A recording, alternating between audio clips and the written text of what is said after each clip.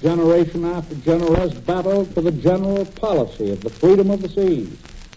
And that policy is a very simple one, but a basic, a fundamental one. It means that the broad oceans of the world, distances from the actual theater of land war, unsafe for the commerce of others. That has been our policy, proved time and again in all of our history. Our policy is applied from the earliest days of the Republic and still applied, not merely to the Atlantic, but to the Pacific and to all other oceans as well. Unrestricted submarine warfare in 1941 constitutes a defiance, an act of aggression against that historic American policy. It is now clear that Hitler has begun his campaign. His intention has been made clear. The American people can have no further illusions about it. No tender whisperings of appeasers that Hitler is not interested in the Western Hemisphere.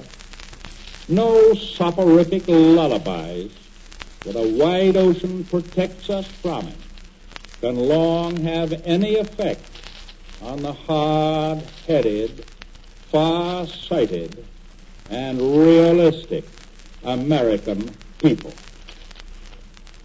Because of these episodes, because of the movements and operations of German warships, and because of the clear, repeated proof that the present government of Germany has no respect for treaties or for international law, that it has no decent attitude toward neutral nations or human life, we Americans are now face to face, not with abstract theories, but with cruel, relentless fact.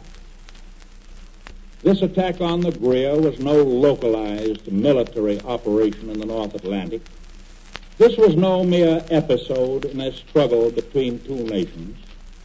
This was one determined step toward creating a permanent world system based on force, on terror, and on murder. And I am sure that even now the Nazis are waiting to see whether the United States will, by silence, give them the green light to go ahead on this path of destruction. The Nazi danger to our Western world has long ceased to be a mere possibility. The danger is here now, not only from a military enemy, but from an enemy of all law, all liberty, all morality, all religion. There has now come a time when you and I must see the cold, inexorable necessity of saying to these inhuman, unrestrained seekers of world conquest and permanent world domination by the sword, you seek to throw our children and our children's children into your form of terrorism and slavery. You have now attacked our own safety. You shall go no further. Normal practices of diplomacy, note writing, are of no possible use in dealing with international outlaws who sink our ships and kill our citizens. One peaceful nation after another has met disaster because each refused to look the Nazi danger squarely in the eye until it had actually had them by the throat. The United States will not make that fatal mistake. No act of violence, no act of intimidation will keep us from maintaining intact two bulwarks of American defense. First, our line of supply of material to the enemies of Hitler. And second, the freedom of our shipping on the high seas. no matter what it takes, no matter what it costs, we will keep open the line of legitimate commerce in these defensive waters of ours. We have sought no shooting war with Hitler. We do not seek it now.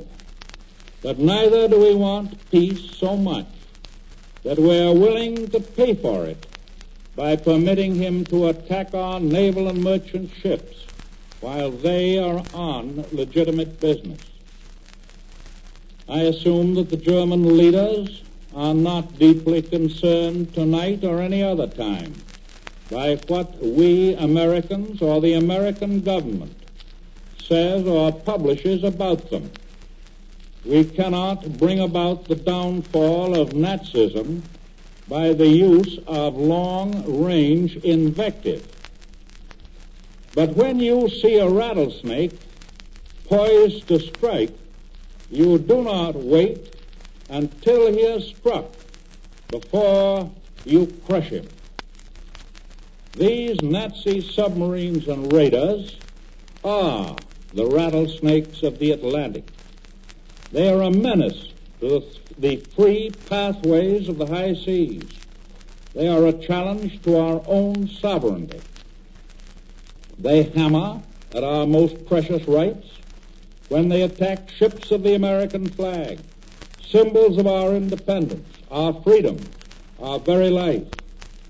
It is clear to all Americans that the time has come when the Americas themselves must now be defended.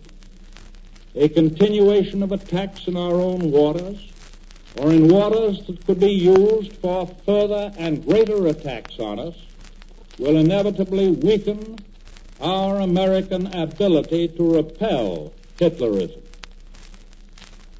Do not let us be hair splitters. Let us not ask ourselves whether the Americas should begin to defend themselves after the first attack, or the 5th attack, or the 10th attack, or the 20th attack. The time for active defense is now. Do not let us split hairs.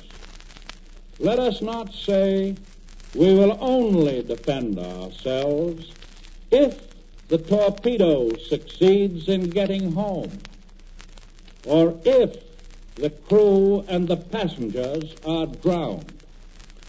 This is the time for prevention of attack.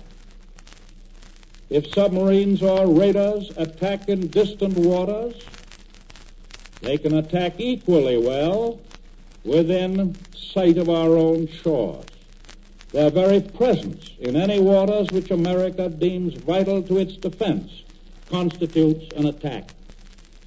In the waters which we deem necessary for our defense, American naval vessels and American planes will no longer wait until Axis submarines lurking under the water or Axis raiders on the surface of the sea strike their deadly blow first.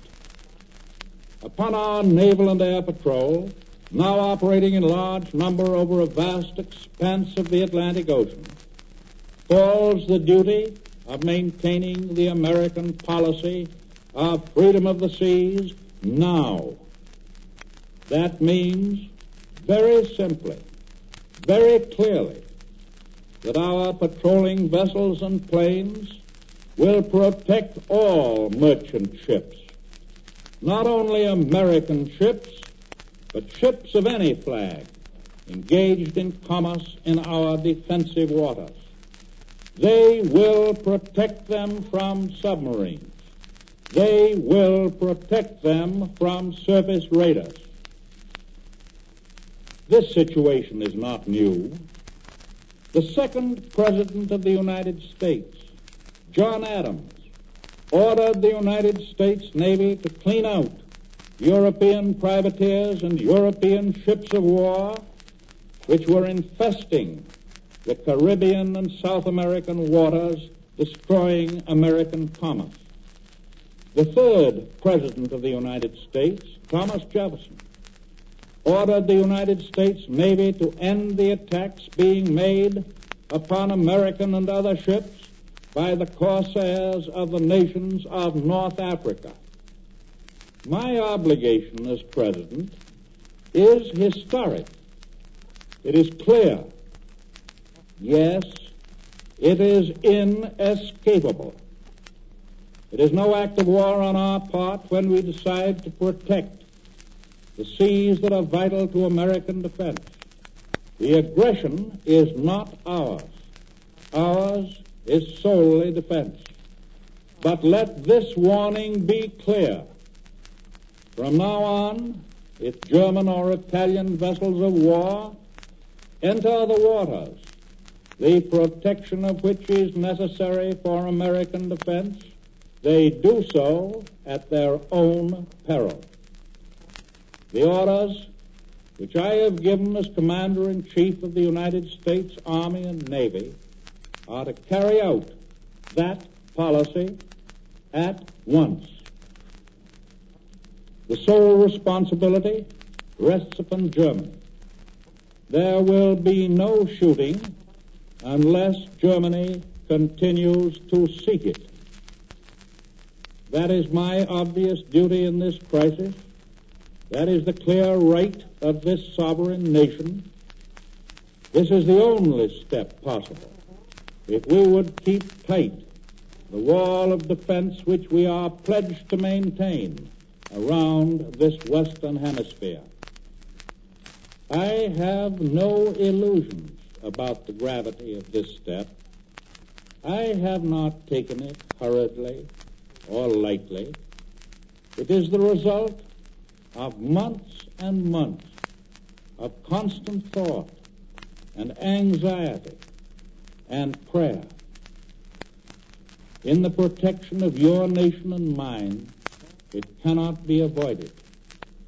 The American people have faced other grave crises in their history with American courage, with American resolution.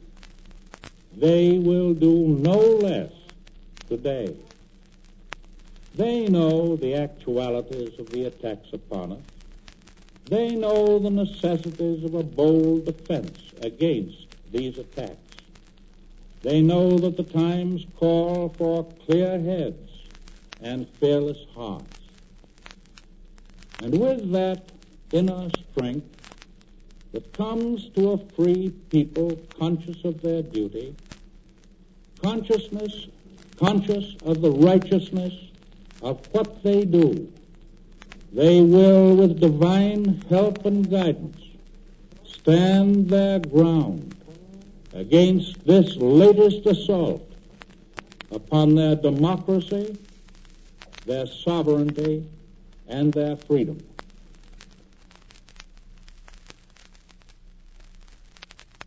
Ladies and gentlemen, you have heard this historic pronouncement by the President of the United States speaking to you from the Oval Room of the White House in Washington, D.C. Mr. Roosevelt has finished now and is awaiting the call of the newsreel cameraman to take pictures of this address so that you may see them in your local theaters within a very few hours. I might mention to you that the President is dressed tonight in a gray suit and is wearing on his left arm a black band in memoriam for his mother, Mrs. Sarah Delano Roosevelt, whose unfortunate passing on Sunday caused the postponement of this speech from Monday until this present time. Also present tonight are the First Lady and Captain and Mrs. Elliott Roosevelt.